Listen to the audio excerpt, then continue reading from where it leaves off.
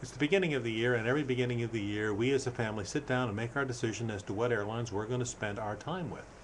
Now, we are not frequent flyers who are fickle about one airline or another. Obviously, we want to make sure that we have as much direct flights as possible, or good stopovers at good places where we and our son can enjoy. We know that we're going to travel over 100,000 miles every year, and given that, we pick our airlines very carefully.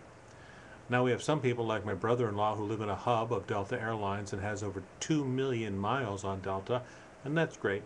After his first million miles, he got a small travel carry-on from Delta, which was nice, and he always gets pretty good seating on Delta wherever he goes and turns in his miles a lot.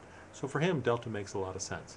We're in Phoenix. We have several hub airlines here, but a few things have made our decision a little easier.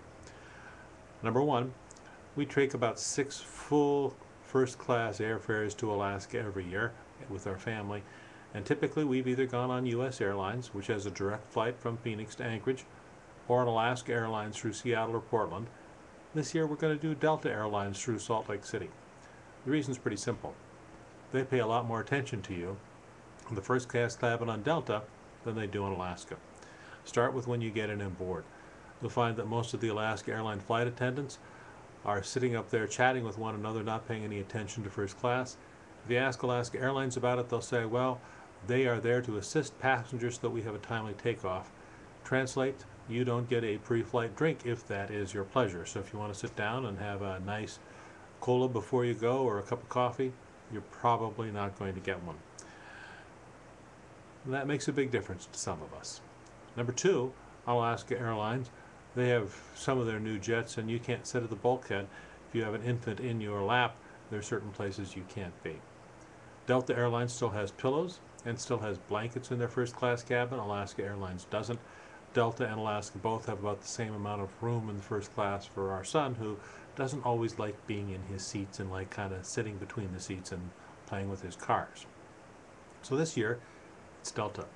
Delta lost a few years ago when they changed the service in their cabin and they actually became profoundly worse. I'm not sure if Delta actually got better or if they stayed the same and other airlines took a step back. But it's clear the first class cabin, they're a lot more friendly on Delta. We're still going to do a lot of flights with U.S. Airways, and we're still going to do a number of flights with Southwest Airways. Our son turns 2 this year. Because he's turning 2, that means that we buy him a ticket. So it means we're going to occupy a row of seats, and Southwest seems to be pretty easy for us to do that, as well as U.S. Air that flies out of here. Big winner this year, Delta.